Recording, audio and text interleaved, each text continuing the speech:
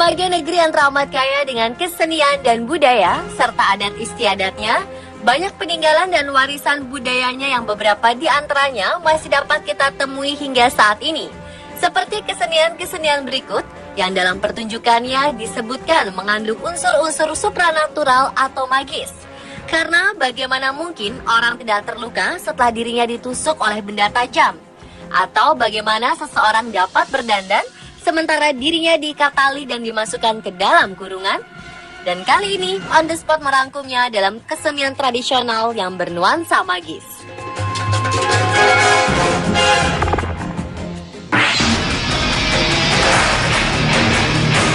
Diawali dengan kesenian tradisional asal Jawa Tengah dan Jawa Timur, kuda lumping.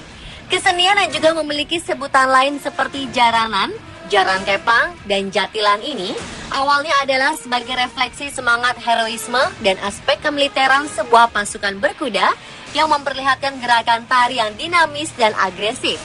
Dengan menggunakan kuda yang terbuat dari anyaman bambu yang dicat dan ditempel kain warna-warni, para penari akan memulai pagelaran tarinya yang terdiri dari 4 fragmen, yaitu 2 kali tari buto lawas, tari senterewe, dan tari begon putri.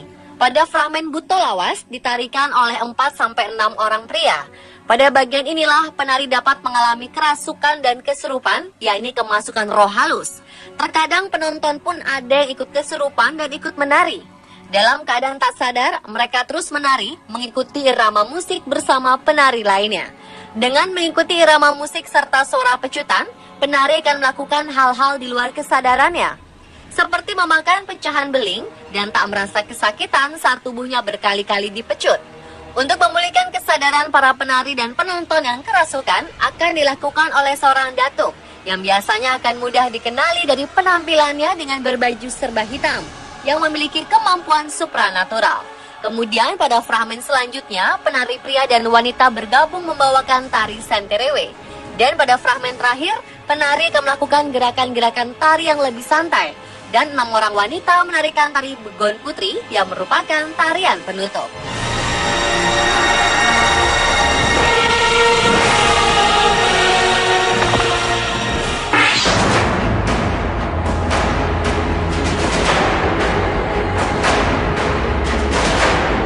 Menyeberang ke tanah Maluku, di sana dapat kita jumpai sebuah kesenian yang dinamakan bambu atau buluh gila. Untuk memulai tarian yang juga disebut barasuen ini, sang pawang akan membakar kemenyan atau mengunyah jahe dan membaca mantra dalam bahasa tanah yang merupakan salah satu bahasa tradisional Maluku. Kemudian asap kemenyan dihembuskan pada batang bambu yang akan digunakan. Fungsi kemenyan atau jahe adalah untuk memanggil roh para leluhur sehingga memberikan kekuatan mistis kepada bambu tersebut. Ketika pawang membacakan mantra berulang-ulang, si pawang akan berteriak, "Gila, gila, gila!" Dan atraksi pun dimulai. Bambu pun kian berat, berguncang-guncang seolah bergerak sendiri mengikuti irama musik. Semakin cepat irama musik, maka bambu menjadi semakin berat. Atraksi bambu gila akan berakhir dengan berjatuhannya para pemain di arena pertunjukan. Kekuatan mistis bambu gila tidak akan hilang begitu saja sebelum diberi makan api melalui kertas yang dibakar. Bambu yang digunakan merupakan bambu lokal berdiameter 8 cm dengan proses memilih dan memotong bambu yang tidak sembarangan karena dibutuhkan perlakuan khusus.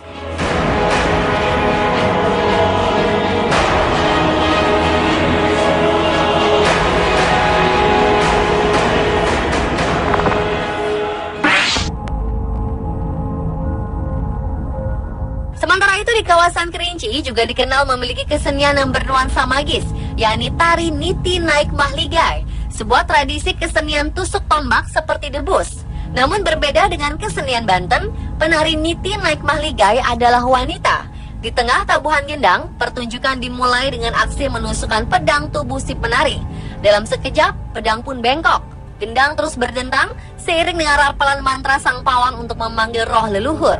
Kemudian atraksi berlanjut dengan pecahan kaca yang diinjak, lalu berjalan di atas telur tanpa memecahkan telur-telur tersebut. Atraksi-atraksi selanjutnya pun tak kalah membuat penonton merinding, yakni atraksi berjalan di atas duri-duri tajam, menginjak susunan paku dan meniti pedang, serta dihunus tombak. Namun justru tombaknya lah yang patah menjadi 2. Tarian yang berasal dari Siluak Mukai Kerinci bagian utara ini memang kian sulit dijumpai karena hanya sesekali tampil dalam upacara kencuri pusaka 10 hingga 20 tahun sekali. Dan tarian ini hanyalah satu dari beberapa tarian tradisi Kerinci yang mengandung mistis dan telah ada sejak turun-temurun selama berabad-abad. Yang diantaranya adalah tari marcok, yakni tarian berjalan di atas pecahan kaca dan menusukkan keris ke tubuh penari, yang terakhir ditampilkan pada Pesta Danau Kerinci tahun 2006 lalu.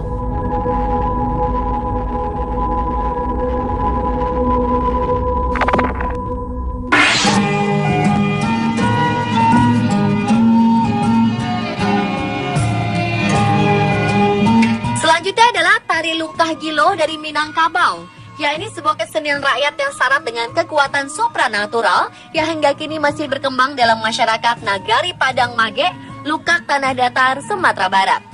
Dengan menggunakan lukah besar atau benda sejenis bambu untuk meletakkan belut yang kemudian akan bergerak sendiri tanpa dikendalikan oleh orang yang memegangnya. Bahkan orang yang memegangnya terlihat seperti tak sadar dan tak mampu menjinakkan lukah yang mengguncang mereka ke sana kemari. Di akhir pertunjukan, Lukah Gilo akan dijinakkan oleh seorang pawang dan biasanya semua peserta yang berusaha menjinakkan Lukah Gilo akan kerasukan.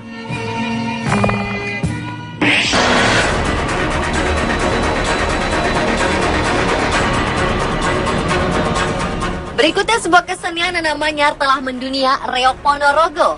Dalam pertunjukan ditampilkan topeng berbentuk kepala singa yang dikenal sebagai singa barong, raja hutan yang menjadi simbol untuk Kertabumi, dan di atasnya ditancapkan bulu-bulu merak hingga menyerupai kipas raksasa. Jatilan yang diperankan oleh kelompok penari gemblak yang menunggangi kuda-kudaan menjadi simbol kekuatan pasukan kerajaan Majapahit. Itu menjadi perbandingan kontras dengan kekuatan Warok yang ada di balik topeng badut merah yang menjadi simbol untuk Ki Ageng Kutu. Sendirian dan menopang berat topeng singa barong yang mencapai lebih dari 50 kg hanya dengan menggunakan giginya. Seni ini terdiri dari rangkaian 2-3 tarian pembukaan. Tarian pertama biasa dibawakan oleh 6-8 pria dengan pakaian serba hitam dengan wajah dipoles warna merah. Para penari ini menggambarkan sosok singa yang pemberani. Berikutnya adalah tarian yang dibawakan oleh 6-8 gadis yang menaiki kuda. Dan biasanya tarian yang dinamakan Jarang Kepang atau Jatilan ini diperankan oleh penari pria yang berpakaian seperti wanita. Tarian pembukaan lainnya berupa tarian oleh anak kecil yang membawakan adegan lucu yang disebut bujang ganong atau ganongan. Baru kemudian ditampilkan adegan inti yang isinya disesuaikan dengan acara. Jika pernikahan, maka dimainkan adegan percintaan. Jika hitanan, biasanya bercerita tentang kisah pendekar. Dan adegan terakhir adalah singa barong, di mana pelaku memakai topeng berbentuk kepala singa dengan mahkota yang terbuat dari bulu burung merak dengan berat mencapai 50-60 kg. Dan topeng ini dibawa oleh penari dengan giginya. Dan kemampuan untuk membawa topeng ini selain diperoleh dengan latihan yang berat, dan dipercaya juga dengan latihan spiritual seperti puasa dan tapa.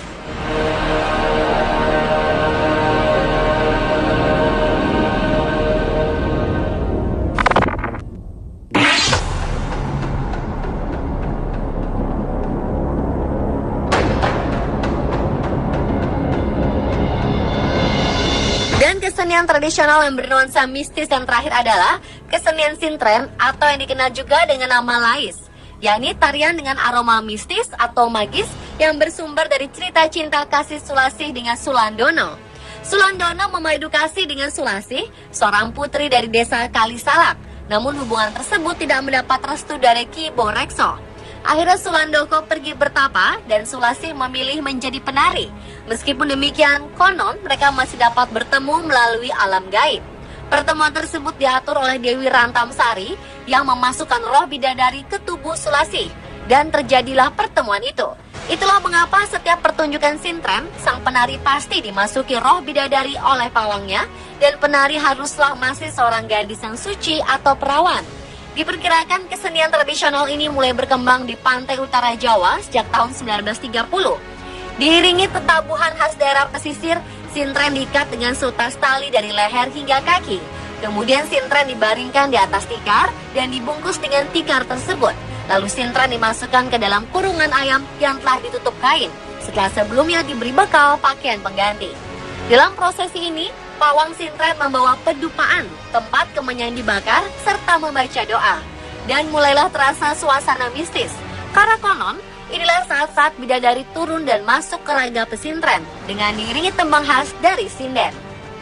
Dan tanpa bantuan siapapun ketika kurungan dibuka, sintren pun telah berganti pakaian dan tali pun sudah lepas. Kemudian sintren yang juga berkacamata hitam itu menari dengan gerakan yang nyaris monoton. Penonton pun mulai melemparkan uang dan begitu uang mengenai tubuh pesintren, ia pun akan terjatuh pingsan dan akan segera menari kembali setelah kembali diberi jampi-jampi oleh pawang.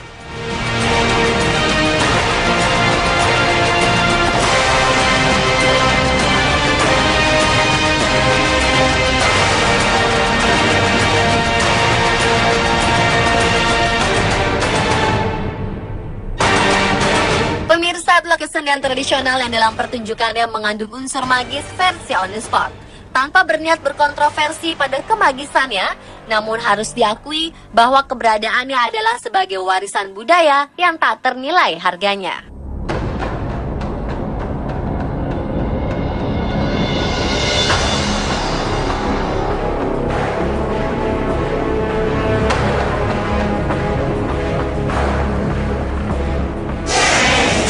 Dan tari Begon Putri. Pada fragmen Buto Lawas ditarikan oleh 4-6 orang pria. Pada bagian inilah penari dapat mengalami kerasukan dan kesurupan, yakni kemasukan roh halus. Terkadang penonton pun ada yang ikut kesurupan dan ikut menari. Dalam keadaan tak sadar, mereka terus menari, mengikuti irama musik bersama penari lainnya. Dengan mengikuti irama musik serta suara pecutan, penari akan melakukan hal-hal di luar kesadarannya, seperti memakan pecahan beling dan tak merasa kesakitan saat tubuhnya berkali-kali dipecut. Untuk memulihkan kesadaran para penari dan penonton yang kerasukan akan dilakukan oleh seorang datuk yang biasanya akan mudah dikenali dari penampilannya dengan berbaju serba hitam yang memiliki kemampuan supranatural. Kemudian pada fragmen selanjutnya, penari pria dan wanita bergabung membawakan tari Santerewe. Dan pada fragmen terakhir, penari akan melakukan gerakan-gerakan tari yang lebih santai. Dan 6 orang wanita menarikan tari Begon Putri yang merupakan tarian penutup.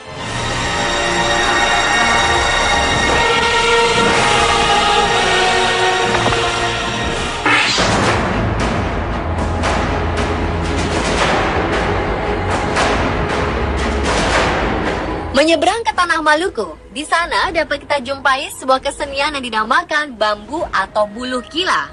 Untuk memulai tarian yang juga disebut Barasuen ini, sang pawang akan membakar. Namun berbeda dengan kesenian Banten, penari Niti naik mahligai adalah wanita.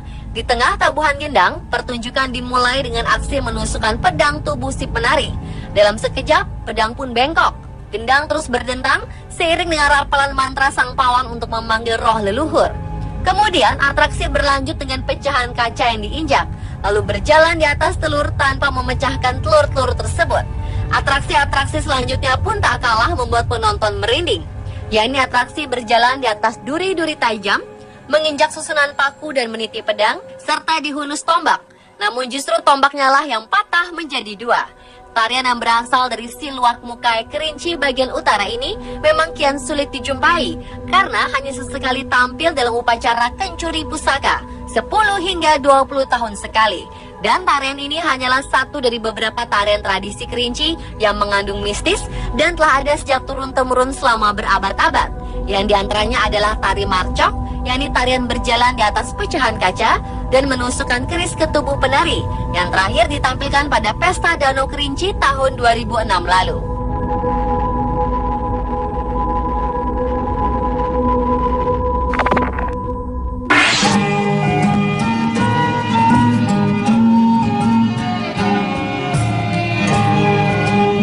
Selanjutnya adalah tari Lungkah Gilo dari Minangkabau. Yang utara ini memang kian sulit dijumpai karena hanya sesekali tampil dalam upacara kencuri pusaka 10 hingga 20 tahun sekali. Dan tarian ini hanyalah satu dari beberapa tarian tradisi Kerinci yang mengandung mistis dan telah ada sejak turun-temurun selama berabad-abad. Yang diantaranya adalah tari marcok, yakni tarian berjalan di atas pecahan kaca dan menusukkan keris ke tubuh penari, yang terakhir ditampilkan pada Pesta Danau Kerinci tahun 2006 lalu.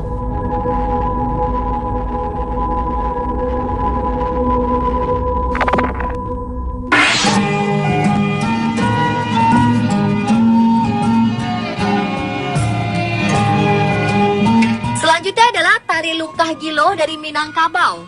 Ya, ini sebuah kesenian rakyat yang syarat dengan kekuatan supranatural yang hingga kini masih berkembang dalam masyarakat Nagari Padang Mage, Lukak Tanah Datar, Sumatera Barat. Dengan menggunakan lukah besar atau benda sejenis bambu untuk meletakkan belut yang kemudian akan bergerak sendiri tanpa dikendalikan oleh orang yang memegangnya. Bahkan orang yang memegangnya terlihat seperti tak sadar dan tak mampu menjinakkan lukah yang mengguncang mereka ke sana kemari. Di akhir pertunjukan, Lukah Gilo akan dijinakkan oleh seorang pawang dan biasanya semua peserta yang berusaha menjinakkan Lukah Gilo akan kerasukan.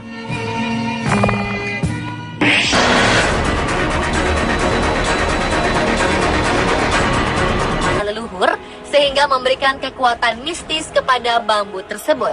Ketika pawang membacakan mantra berulang-ulang, si pawang akan berteriak, "Gila, gila, gila," dan atraksi pun dimulai. Bambu pun kian berat, berguncang-guncang seolah bergerak sendiri mengikuti irama musik. Semakin cepat irama musik, maka bambu menjadi semakin berat. Atraksi bambu gila akan berakhir dengan berjatuhannya para pemain di arena pertunjukan. Kekuatan mistis bambu gila tidak akan hilang begitu saja sebelum diberi makan api melalui kertas yang dibakar. Bambu yang digunakan merupakan bambu lokal berdiameter 8 cm dengan proses memilih dan memotong bambu yang tidak sembarangan karena dibutuhkan perlakuan khusus.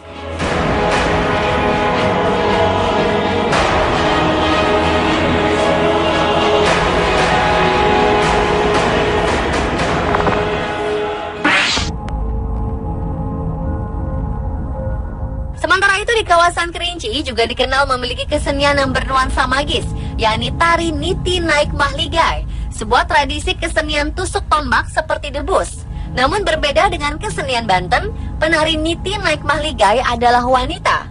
Di tengah tabuhan gendang, pertunjukan dimulai dengan aksi menusukkan pedang tubuh si penari. Dalam sekejap, pedang pun bengkok. Gendang terus berdentang seiring dengan rapalan mantra sang pawang untuk memanggil roh leluhur. Kemudian atraksi